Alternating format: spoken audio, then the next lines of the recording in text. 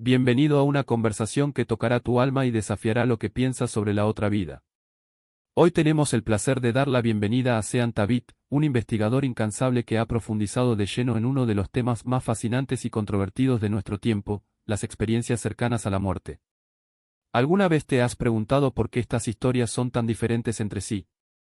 ¿Por qué tantas de ellas parecen desviarse de lo que nos enseñan las Escrituras? Eso es exactamente lo que Sean acaba de publicar este mes en su nuevo libro, The N.D. Conspiracy, donde revela cómo las fuerzas oscuras pueden estar manipulando estas experiencias, ya sea a través de mediums, abducciones extraterrestres, regresiones a vidas pasadas o supuestos recuerdos de existencias futuras. Nos mostrará cómo el enemigo ha tejido una red global en torno a estas narrativas. Sean, bienvenido. Es una alegría inmensa estar aquí. Cada vez que tengo la oportunidad de hablar sobre este tema, ya sea en entrevistas, sobre mis libros o ayudando a compartir las historias de otras personas, me sorprende cómo Dios aparece en medio de estas conversaciones. Realmente es algo que nunca pierde su atractivo. Con más de una década de experiencia en el mercado editorial cristiano y 7 años dedicados al estudio de experiencias cercanas a la muerte, Sean tiene una experiencia única para guiarnos en este viaje. Entonces, comencemos por el principio. ¿Cómo llegó a interesarse tanto por este tema? Mira, todo empezó dentro del universo editorial cristiano, donde trabajo desde hace 11 años. Fue precisamente en este ambiente donde tuve mi primer contacto con la CCM, a través de un proyecto que desarrollé con un gran amigo, Randy K. Todavía recuerdo claramente, eso fue hace unos 8 años, cuando recibimos una propuesta para un libro llamado Dinamita Jesús. Era la historia de un ejecutivo que tuvo una experiencia cercana a la muerte y confieso que tenía dudas. La gente realmente necesita esto. ¿Edifica este tipo de informes a la iglesia? ¿Cómo lidiar con algo como esto? Es importante recordar que, a finales de los años 90 y principios de los 2000, hubo una auténtica avalancha de libros sobre el turismo celestial. Yo trabajaba en una tienda cristiana en ese momento y vi de cerca cuán exageradas, si no completamente falsas, eran algunas de estas historias. Esto nos dejó un sabor amargo a muchos de los que trabajábamos en el mercado editorial. Por eso, cuando volvió a surgir la oportunidad de trabajar en este tema, años después, surgió una desconfianza natural. Nadie quería publicar algo que pudiera ser una herejía o alejar a la gente de la verdad. Pero todo cambió cuando descubrí la obra de John Burke, autor del bestseller Imagine Heaven. John, que es ingeniero de formación y luego se convirtió en pastor, aportó un enfoque racional y bíblico al tema. Fue como encontrar un oasis en el desierto, alguien que analizara seriamente estas experiencias, sin renunciar a la fe. Esto me fascinó. Después de todo, siempre quise entender cómo estas historias encajan en la palabra de Dios y cómo explorarlas de manera que honren al Señor y ayuden a las personas. La combinación de trabajar con Randy y leer el libro de John fue el empujón que necesitaba. Cuando dejé Baker Publishing Group por Destiny Image, seguí produciendo podcast y finalmente volví a encontrarme con Randy. Decidimos grabar una entrevista sobre Dynamite Jesús, y el resultado fue sorprendente, millones de visualizaciones y descargas. Esto nos motivó a trabajar juntos en un proyecto llamado Dos Caras Cristianos, que generó varios otros libros e iniciativas. Sin embargo, lo que más nos impulsó fue ver el impacto real de estas historias en la vida de las personas. Hasta el día de hoy recibimos mensajes de oyentes que han sido sanados físicamente al ver nuestras entrevistas. Otros nos dicen que se convirtieron después de escuchar nuestros debates. Hay quienes dicen que estaban en un momento de crisis espiritual, con su vida de oración estancada, y que nuestras conversaciones les ayudaron a cambiar las cosas. Ver a Dios actuando tan poderosamente a través de este trabajo fue lo que me hizo dedicar miles de horas a este tema. Yo mismo soy una de esas personas que se han sentido profundamente bendecidas por las entrevistas que tú y Randy habéis realizado. Durante la pandemia, con tanta pérdida e incertidumbre, noté un creciente interés entre la gente por saber más sobre Dios y lo que nos espera después de la muerte. Es hermoso ver cómo esta curiosidad ha llevado a muchos a buscar respuestas. Antes de continuar, quiero expresar mi pesar por la pérdida de su esposa, Lynette, quien falleció este año de cáncer. Sé lo que es enfrentar este dolor, perdí a mis padres por la misma enfermedad. ¿Podrías compartir con nosotros cómo la experiencia de Lynette con la muerte influyó en su trayectoria en este campo? Es interesante mirar atrás y darme cuenta de cómo Dios, en su soberanía, me preparó para este ministerio. Cuando Lynette recibió su diagnóstico terminal, yo ya había estado trabajando con experiencias cercanas a la muerte durante unos 3 o 4 años. Ya había conocido a mucha gente, leído innumerables informes y estaba muy familiarizado con el tema. Y como puedes imaginar, cuando alguien enfrenta una sentencia de muerte, surgen muchas preguntas sobre lo que viene después. ¿Qué es morir? ¿Cómo es el más allá? Durante ese primer año, tuvimos muchas conversaciones. Respondí sus preguntas, compartí testimonios y la animé con la certeza de la vida eterna que nos espera. Desafortunadamente, Dios la llamó a casa, pero durante los 19 meses que luchamos contra la enfermedad, Lynette tuvo 2 experiencias que encajan perfectamente en lo que llamamos una SM. En el libro, presento un modelo de 9 puntos que explica las etapas comunes de estas experiencias, y lo que ella atravesó se alinea con 2 de ellas. Una mañana, Lynette se despertó y me dijo que durante la noche intentó todo para llamar mi atención, pero no pudo. Ella gritó, trató de sacudirme, pero yo no me despertaba. Lo más intrigante es que, físicamente, ella estaba en una cama de hospital con movilidad reducida, y yo dormía sobre un colchón inflable en el suelo. Desde su punto de vista, sería imposible verme desde donde ella estaba. Sin embargo, ella describió la escena como si estuviera flotando sobre mí, mirando hacia abajo. Durante todo el tiempo que él la cuidó, yo tuve el sueño extremadamente ligero, cualquier ruido me despertaba, porque necesitaba estar atenta a sus cuidados. Si hubiera hecho algún ruido, me habría despertado al instante. Pero esa noche sucedió algo diferente. Y esa no fue la única experiencia que tuvo. Esta mesa redonda con 4 sillas. A veces, cuando estábamos todos sentados a cenar, una de las sillas empezaba a balancearse por sí sola, como si alguien invisible estuviera sentado en ella. Y no era viento, las ventanas estaban cerradas, no había corrientes de aire. Mi madre, siempre práctica, dijo, debe ser la tubería que vibra, pero sabíamos que no era así. Fue algo más. Otra cosa que ocurría con frecuencia era el sonido de pasos en el ático. Nuestra casa era vieja, estaba hecha de madera y el ático estaba justo encima de la habitación de mis padres. Por la noche, cuando todo estaba en silencio, oímos pasos lentos y arrastrados, como si alguien caminara de un lado a otro. Mi padre subió a comprobarlo, pero nunca encontró nada. Sin ratas, sin filtraciones, sin explicaciones lógicas. Solo ese sonido persistente, como si alguien estuviera esperando algo. Y luego estaban las voces. No eran claros, como si alguien estuviera hablando a nuestro lado, sino murmullos confusos, como si varias personas hablaran al mismo tiempo, en un tono bajo y urgente. A veces, cuando estaba sola en el patio, tenía la sensación de que alguien me observaba. No era miedo, era una presencia, una energía que no pertenecía allí. Lo más extraño de todo sucedió cuando tenía unos 8 años. Estaba jugando en el granero, uno de esos lugares oscuros y polvorientos, llenos de herramientas viejas y heno viejo. De repente escuché una voz clara, como si alguien estuviera detrás de mí, no deberías estar aquí. Me di vuelta inmediatamente, pero no había nadie. El granero estaba vacío. Pero la voz había sido tan real, tan cercana, que corrí a casa y nunca volví sola. Años más tarde, cuando comencé a investigar experiencias sobrenaturales, me di cuenta de que muchas de las cosas que vivimos en esa casa encajaban con relatos de otros lugares considerados embrujados. Pero lo que más me intrigó fue el hecho de que, a pesar de todo, nunca sentimos realmente miedo. Era como si esa presencia, fuera lo que fuese, no quisiera asustarnos, solo quería hacerse notar. Como si estuviera ahí para recordarnos que el mundo visible no es todo lo que existe. Y quizás fue precisamente esta experiencia, desde pequeña, la que me preparó para comprender las historias de Lynette y de tantas otras. Porque, en el fondo, todos llevamos la misma pregunta, ¿qué pasa después? Y a veces, la respuesta comienza a revelarse en los lugares más inesperados, incluso en una casa en medio de la nada, con un cementerio justo al lado. Simplemente estar ahí para observar. Como si algo, o alguien, estuviera esperando pacientemente al otro lado del cristal. Y no fue solo eso.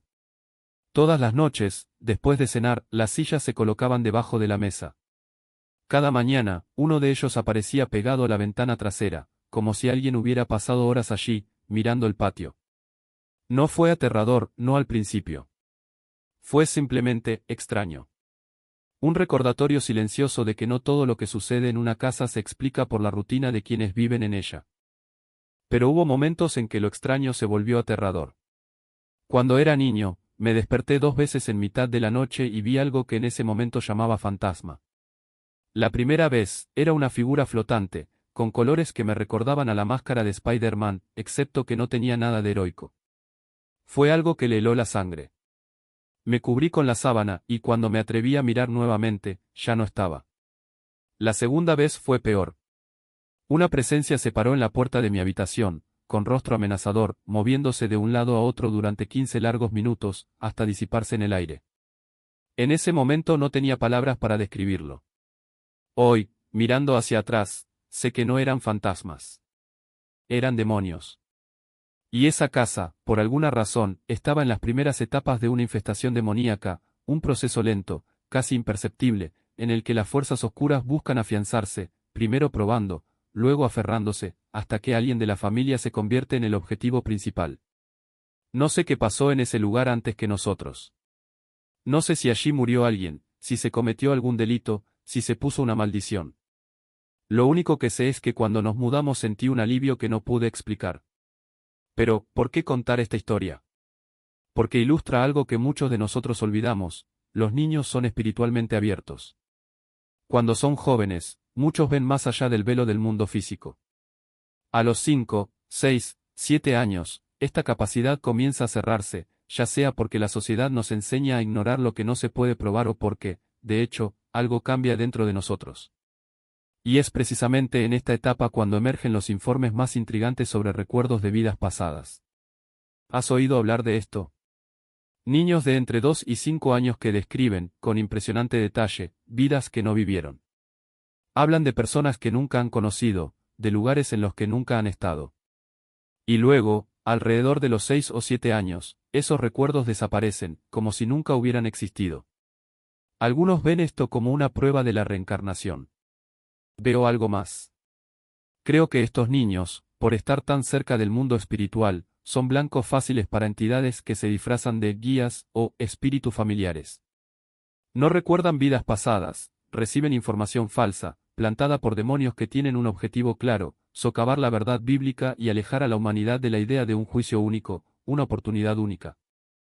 Después de todo, si la reencarnación fuera real, ¿por qué solo algunos niños tendrían estos recuerdos? ¿Por qué no todos nosotros? ¿Por qué Jesús no le dijo al ladrón en la cruz: inténtalo de nuevo en la próxima vida? Fue claro: hoy estarás conmigo en el paraíso. Esa es la trampa. Y no se limita a los recuerdos de la infancia. Hoy en día, en las conferencias sobre experiencias cercanas a la muerte, lo que se ve con mayor frecuencia son médiums, psíquicos e incluso, psíquicos favoritos, sí, leíste bien, que ofrecen consuelo a quienes están de luto por la pérdida de un ser querido. ¿Pero qué están haciendo realmente? No están canalizando almas. Se comunican con demonios que se hacen pasar por estas personas y explotan el dolor de los demás para ganar poder e influencia. Y lo más irónico es que se dice que estos eventos están abiertos a todas las creencias. Hay carteles por todas partes que ensalzan la tolerancia y la diversidad de ideas. Pero intenta mencionar a Jesús. Intente ofrecer una oración. De repente, la apertura desaparece. Porque, en el fondo, lo que quieren no es la verdad, es cualquier cosa que no sea la verdad.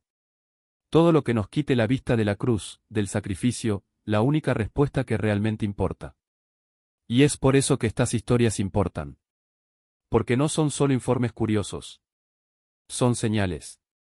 Señales de que el enemigo está activo, trabajando en las sombras, utilizando incluso lo que parece inofensivo para desviarnos del camino. Pero las buenas noticias. Él no tiene la última palabra. Nunca lo había hecho. Y cuanto más entendemos sus estrategias, más preparados estaremos para resistir. Porque lo que realmente está en juego no son visiones pasajeras, sino la eternidad misma. Y el enemigo lo sabe. No desperdicia oportunidades. Si puede distorsionar la verdad sobre el cielo y el infierno, si puede transformar lo sagrado en algo genérico, amorfo, sin rostro y sin nombre, lo hará. Porque un Dios sin identidad es un Dios que no exige nada, ni arrepentimiento, ni fe, ni transformación. Y eso es exactamente lo que quiere: que creas que todo está permitido, que todo es aceptable, que al fin y al cabo todos los caminos llevan al mismo lugar. Tomemos el caso de Brian Melvin. Un hombre corriente, un obrero de la construcción, que un día bebió agua contaminada y sin previo aviso, se encontró frente a lo que creía que era el paraíso. El hogar de su infancia, rostros familiares, una sensación de paz. Pero algo andaba mal. Estaba allí tu madre, viva en la tierra. En el momento en que surgió esta duda, la máscara cayó. Las huestes se revelaron como lo que realmente eran, criaturas retorcidas, serpientes disfrazadas de luz. Y entonces empezó el verdadero horror. No era el cielo. Fue una trampa. Una imitación tan convincente que si Brian se hubiera quedado allí habría creído verdaderamente que estaba a salvo. Pero Dios no dejó que se engañara a sí mismo. Permitió que se revelara la verdad, no para asustar, sino para advertir. Porque el enemigo no cumple su deber. No ofrece falsificaciones obvias, ofrece copias casi perfectas, con detalles tan cercanos a la realidad que solo los ojos entrenados por el espíritu pueden discernir la diferencia. Y ahí es donde entran las llamadas experiencias de luz y amor. Las personas que mueren clínicamente, abandonan sus cuerpos, flotan hacia una presencia a la que llaman Dios, pero, ¿qué Dios? Un ser sin forma, sin voz clara, sin rostro, que susurra que todo es amor, que no hay juicio, que todos se salvarán, sin importar lo que hayan hecho. ¿Qué diferencia hay si viviste una vida de santidad o una vida de violencia? Para este Dios, ninguno. Y ese es precisamente el problema. El Dios de la Biblia no es una energía impersonal. Él es Padre, Hijo y Espíritu Santo, tres en uno, relacional, santo y justo. Él se revela. Él habla. Él juzga. Él salva. Y cuando la gente sale de estas experiencias con ideas como, el canibalismo no está mal, es solo una lección para el alma, o, la violación es solo una etapa de crecimiento espiritual, algo está profundamente distorsionado. Estas no son solo diferencias de interpretación. Son mentiras plantadas con un propósito, socavar la autoridad de las Escrituras, borrar la línea entre el bien y el mal y preparar el terreno para una espiritualidad sin Cristo. El peligro no está solo en las obvias experiencias de terror. Está en las sutilezas. En historias que parecen inocentes, incluso hermosas, pero que llevan consigo la semilla del engaño. ¿Cómo distinguir? ¿Cómo saber si una experiencia cercana a la muerte apunta a Jesús o es falsa? La respuesta no está en analizar cada detalle con la mente, sino en dejar que el Espíritu Santo ilumine tu corazón. Porque el que tiene el Espíritu de Dios no se deja engañar fácilmente. Reconoce la voz del buen pastor. Él sabe cuando algo no huele bien, incluso si parece dulce. Y es por eso que debemos estar atentos. No dudar de cada testimonio, sino filtrar cada uno a la luz de la palabra. Hay historias que nos llevan directamente a los pies de Cristo. Hombres y mujeres que se encuentran cara a cara con Jesús, que sienten el abrazo del Padre, que escuchan su voz llamándolos por su nombre. Estas experiencias no contradicen las Escrituras, ellos los confirman. Pero hay otros relatos, los que hablan de un Dios, que lo acepta todo, que no exige nada, que no transforma a nadie. Estos no son signos de gracia. Son signos de una estrategia antigua, la de sustituir al Dios verdadero por un ídolo hecho a imagen de lo que el hombre quiere oír. El desafío, entonces, no es rechazar todas las historias, sino aprender a discernir. Porque el enemigo no necesita que niegues a Dios. Solo necesita que lo confundas con otra cosa. Y cuando eso sucede, la fe se vacía, la esperanza se disuelve en ilusión y la verdad se cambia por una mentira bien dicha. Pero tenemos el arma más poderosa de todas, el Espíritu de la verdad. Él nos guía. Él nos alerta. Él nos mantiene en el camino correcto. Y por eso, incluso ante tantas voces, tantas historias, tantas tentaciones de mirar hacia otro lado, podemos permanecer firmes. Porque sabemos a quién hemos creído. Y Él nunca permitirá que seamos engañados. La batalla espiritual que se desarrolla ante nuestros ojos. Porque no se trata solo de historias fascinantes o cuentos conmovedores, se trata del destino eterno de las almas. Y cuando alguien describe campos verdes que parecen sacados de un sueño, o paisajes áridos donde la desesperación se cuela como niebla, o incluso criaturas que emergen de las sombras para susurrar mentiras, no estamos ante meras alucinaciones. Nos enfrentamos a un territorio real, un lugar donde ángeles y demonios libran una guerra invisible pero feroz por la dirección que tomará cada vida. El segundo cielo no es un mito ni una metáfora. Es el escenario donde se mueven las fuerzas espirituales, donde principados y potestades compiten por influencia, donde incluso las oraciones pueden ser interceptadas o distorsionadas. Y si esto parece extraño, es porque hemos olvidado que la Biblia no es un libro de historias, sino un mapa de la realidad espiritual.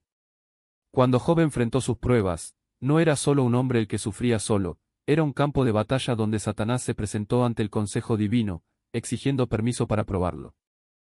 Cuando Daniel oró y su respuesta se retrasó, no fue por casualidad, fue porque un ángel tuvo que luchar contra un príncipe espiritual para entregar el mensaje. Entonces, ¿por qué nos sorprendería escuchar que, en experiencias cercanas a la muerte, las almas son conducidas por caminos que no son ni el cielo ni el infierno, sino un territorio intermedio, donde la verdad y el engaño se mezclan como niebla? La cuestión no es si estas experiencias son reales, muchas de ellas lo son. La pregunta es, ¿quién guía a estas almas? Porque si un espíritu maligno puede bloquear una oración, ¿por qué no podría secuestrar una conciencia en el umbral de la muerte y ofrecerle una visión falsa? Si un ángel de luz puede disfrazarse para engañar, ¿por qué no podría crear una ilusión de paz, amor o incluso un Jesús, que no sea el Cristo de las Escrituras? No estoy diciendo que todas las experiencias sean falsas, ni mucho menos. Pero lo que digo es que necesitamos ojos abiertos y un discernimiento agudo, porque el enemigo no se deja llevar por el trabajo. No aparece con cuernos y olor a azufre, aparece con promesas, con belleza, con respuestas que suenan tan convincentes que hasta los más sabios pueden engañarse. Y por eso no podemos contentarnos simplemente con el espectáculo. No basta con escuchar una historia apasionante y aceptarla como una verdad absoluta solo porque suena bien. Necesitamos sopesar cada palabra, cada detalle, con la única fuente infalible que tenemos, la palabra de Dios. Si un relato contradice las Escrituras, si desvía la atención de Cristo hacia la glorificación del mensajero, si presenta un cielo, que no es lo que la Biblia describe, ese no es un detalle insignificante. Es una señal de advertencia. Porque un verdadero encuentro con el cielo no deja a nadie obsesionado consigo mismo. No produce seguidores de experiencias, sino adoradores de Jesús. Aquellos que regresan del cielo verdadero no hablan de campos verdes ni de portales de luz, hablan del amor de Dios que los consumió, de la urgencia de llevar a otros a conocer al Salvador. Quienes regresan del verdadero infierno no se pierden en descripciones macabras, están destrozados, se arrepienten y claman para que nadie más sufra lo que vieron. Pero hay quienes regresan con historias que no apuntan a Cristo. Historias que exaltan al mensajero, que promueven ideas ajenas a la fe cristiana, que transforman la eternidad en un espectáculo personal. Y ahí es donde la línea se vuelve peligrosa. Porque cuando pastores, líderes o personas influyentes abren sus plataformas a estos informes sin filtrar, no solo están compartiendo una historia, están arriesgando la fe de miles. No es exagerado decir que algunas de estas narrativas han desviado a la gente, no porque sean mentiras obvias, sino porque son mentiras bien contadas, atractivas, casi imperceptibles en su sutileza. Y por eso el discernimiento no es opcional. No es un lujo para los más estudiosos, es una necesidad para cualquiera que desee mantenerse firme. Porque el enemigo no ataca de frente, se infiltra, distorsiona, seduce. No niega a Dios, lo presenta de manera distorsionada. No niega el cielo, lo redefine.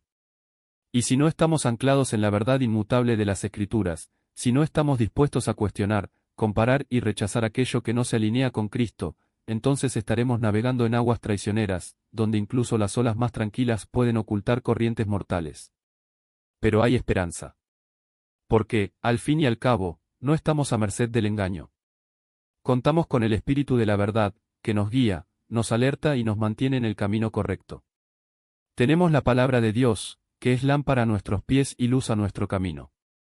Y tenemos al mismo Jesús, que declaró, yo soy el camino, la verdad y la vida. Nadie viene al Padre sino por mí. Esta es nuestra ancla. Esta es nuestra brújula. Y por eso, incluso ante tantas voces, tantas historias, tantas tentaciones de mirar hacia otro lado, podemos permanecer firmes. Porque sabemos a quién hemos creído. Y Él nunca permitirá que seamos engañados. Un corazón abierto a las cuestiones más profundas de la existencia. Porque, en el fondo, todos llevamos la misma búsqueda, saber que hay algo más allá, que la vida no se acaba con nuestro último aliento, que el amor que perdimos no se disuelve en el olvido. Y es precisamente en este punto cuando la batalla espiritual se vuelve más real que nunca. Imagínese por un momento, una persona, devastada por el dolor de la pérdida, escribe en Google palabras como hablar con alguien que ha muerto o señales de que mi ser querido está bien. En cuestión de segundos, aparecen miles de resultados, algunos ofrecen un consuelo genuino, otros conducen a caminos peligrosos, donde voces extrañas prometen conexiones con la otra vida, donde los espíritus se presentan como guías, donde la verdad se distorsiona en nombre de un falso consuelo. Ahora pensemos, si nosotros, que sabemos la verdad, no ocupamos este espacio, ¿quién lo hará? Si no somos nosotros quienes ofrecemos verdadera esperanza, ¿quién les dirá a estas almas heridas que Jesús es el único camino a la paz eterna? Es por eso que cada libro escrito, cada podcast grabado, cada conversación franca sobre lo que sucede después de la muerte no es solo contenido, es un acto de amor. Es una mano extendida para quienes están al borde de la desesperación, una luz que brilla en medio de la oscuridad. Y no nos equivoquemos, el enemigo no está durmiendo. Él sabe que en el momento en que alguien busca respuestas sobre la eternidad, se abre una ventana a la salvación o a la perdición. Y hará todo lo posible para que esta búsqueda acabe en engaño. Pero tenemos algo que el mundo no tiene, una verdad inquebrantable. Tenemos testimonios consistentes, como informes de experiencias cercanas a la muerte, que apuntan al mismo patrón, el túnel de luz, el encuentro con seres de amor, la revisión de la vida, la certeza de que existe un Dios santo y justo. Estas no son historias sueltas, son señales de una realidad mayor, confirmada por miles de informes en todo el mundo. Y cuando uno escucha estas historias y las compara con las confusas narrativas del ocultismo o el esoterismo, la diferencia es clara como el día. Uno apunta a Cristo, el otro, al vacío. Por lo tanto, debemos ser estratégicos. Necesitamos herramientas que ayuden a la gente a discernir, a separar el trigo de la paja. Un libro como D&D Conspiracy no es solo una recopilación de historias, es un mapa para navegar en aguas traicioneras. Es una invitación al lector, sea creyente o no, a evaluar cada historia a la luz de la palabra de Dios y la coherencia bíblica. Porque, al final, no se trata de debatir teorías, sino de salvar almas. Y no podemos olvidarlo, el dolor no elige género, edad ni circunstancia. Los hombres también lloran, también se desesperan, también buscan respuestas cuando pierden un trabajo, un amigo, un sueño. Pero a menudo los recursos disponibles no hablan su idioma.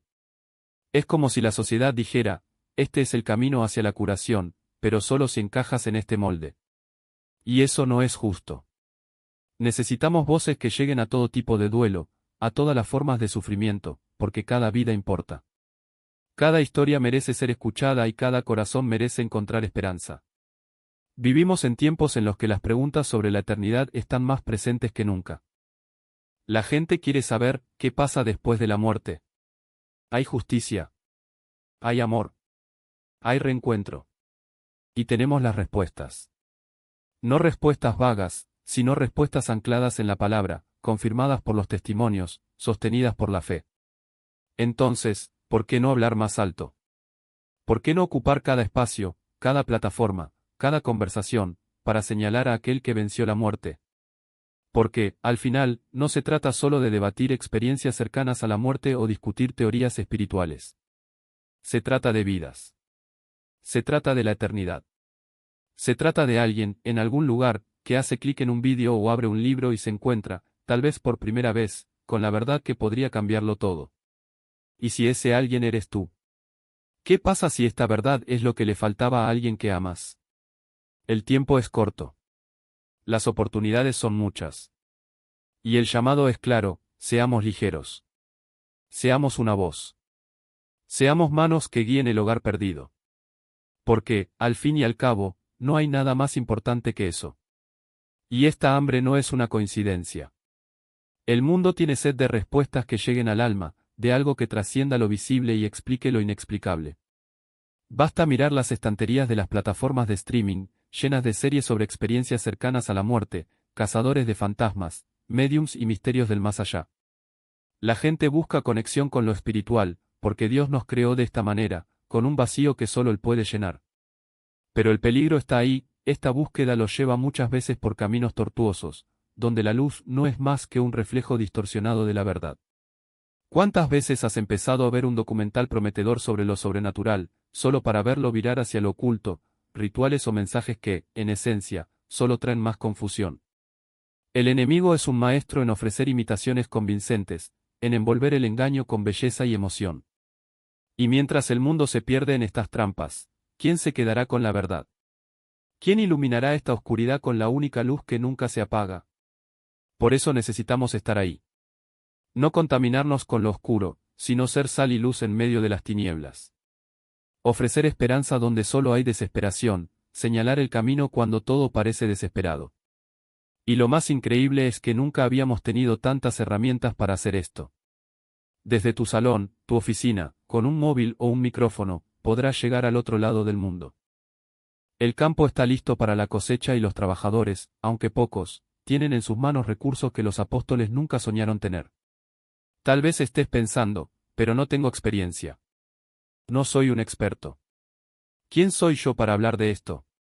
La respuesta es simple: Dios no llama a los calificados, Él da poder a los llamados. ¿Cuántas vidas han sido transformadas por un simple vídeo, un podcast, un mensaje compartido en el momento adecuado? No es necesario tener una plataforma gigante para marcar la diferencia, solo es necesario tener el coraje de dar el primer paso. ¿Qué pasa si este paso parece demasiado pequeño? Recuerda, Dios multiplica poco cuando se da con amor. Un gesto amable, una palabra de aliento, un testimonio compartido sinceramente, todo esto puede ser la chispa que enciende una llama eterna. No subestimes el poder de una vida entregada, de un corazón dispuesto. Porque al final lo que realmente importa no es el tamaño de tu voz, sino la fidelidad con la que la usas. Entonces, si sientes este llamado, ya sea a crear contenido, a evangelizar en las redes sociales, a simplemente ser una luz en tu vecindario, no esperes el momento perfecto. No existe. Empiece ahora. Empieza con lo que tienes. Comience con la fe. Porque Dios está preparando algo más grande de lo que puedas imaginar y quiere usarte para lograrlo. Y si hoy esta palabra tocó tu corazón, si sientes que es hora de actuar, entonces levántate. No dejes que el miedo o la duda te roben esta oportunidad. El mundo te necesita, tal como eres. Necesita tu historia, tu voz, tu fe. Porque en medio de tanta oscuridad, cada luz hace la diferencia. Y el tuyo podría ser el que alguien estaba esperando para encontrar el camino de regreso a casa.